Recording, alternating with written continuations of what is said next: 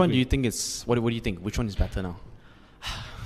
I'm going to say that it really depends, right? Because I've been to both. I've been to a specialist, I've been as a business. So for me, I transitioned to be a generalist because I was a Flutter developer. You mean you transitioned from a specialist to a generalist? From a specialist. And why I chose that, right, is because being a generalist, in my opinion, has no salary ceiling. Meaning that you have various skills that you can combine them, for example, in a business, right? Yeah. And you can create a lot of value. While you're in a specialist, right, there's always a cap.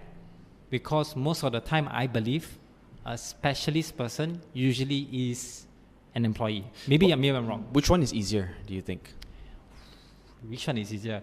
I would say, to be honest, specialist. Because specialist, you just learn one skill. You think being a surgeon is easy?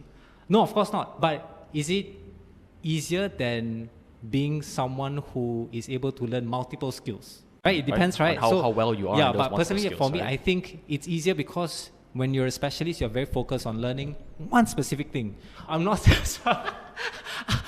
saying being a surgeon is easy.